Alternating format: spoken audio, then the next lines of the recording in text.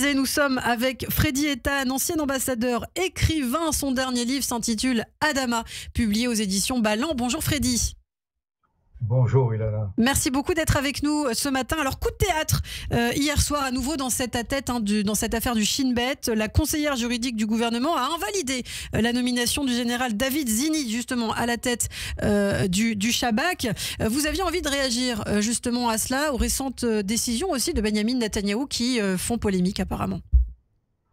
Oui, vous savez, ce n'est pas la première fois qu'on désigne un général de Tzahal pour diriger le Shin Bet ou même le Mossad. En 1996, juste après le terrible assassinat d'Yitzhak Rabin, le contre-amiral Ami Ayalon a été nommé à la tête du Shin Bet. On a eu tort hier et nous commettons la même erreur aujourd'hui. Je rappelle qu'à l'époque et durant plusieurs années, nous avons traversé des moments très pénibles avec une vague d'attentats sans précédent. Des bombes humaines s'explosaient dans les restaurants, dans les cafés, dans les bus. Des attentats perpétrés par le Hamas, résultat de l'échec des accords d'Oslo et du déclenchement de la seconde intifada.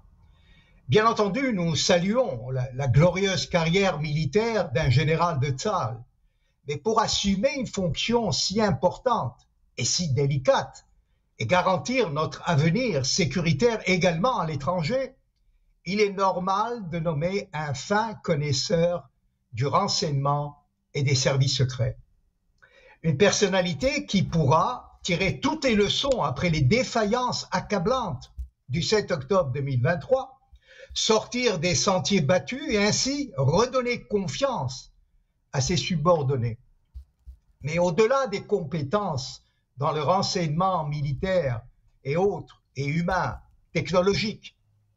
La nomination a été prise, et c'est là le drame, en pleine guerre à Gaza et devant un bras de fer permanent et dangereux entre le chef du gouvernement et le pouvoir juridique. Et contrairement aux consignes de la Haute Cour de justice. Donc, dans ce contexte, il est inconcevable de nommer un nouveau chef du Shin Bet sans l'approbation d'un processus juridique et administratif. Pire encore, il semble que cette nomination a été prise à la légère et a pour but de satisfaire les motivations personnelles et politiques. Autre erreur, on a désigné un général qui exerce toujours ses fonctions quand le chef d'état-major n'est pas mis au courant. Comment concevoir un contact direct du Premier ministre avec un officier sans obtenir l'autorisation de son supérieur? Soulignons que le Shin Bet est chargé de plusieurs missions qui concernent la sécurité d'Israël.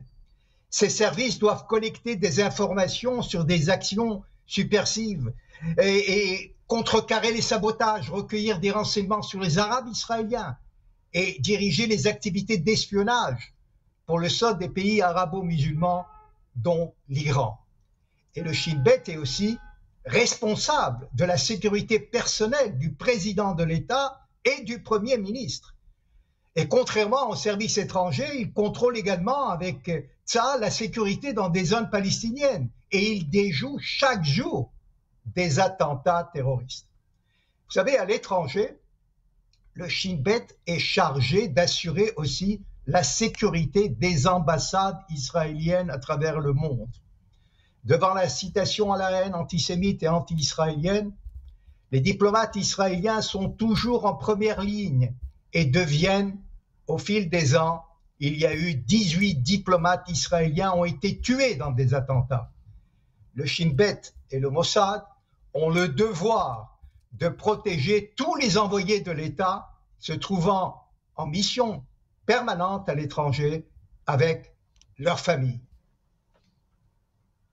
Merci beaucoup Freddy Eitan, merci d'avoir été avec nous ce matin sur Radio J. On va continuer d'ailleurs à parler de cette affaire sur la scène juridique en Israël. Donc la dernière information, c'est la conseillère juridique du gouvernement qui invalide la nomination du général David Zini à la tête du Shin Bet. On en parlera un petit peu plus tard.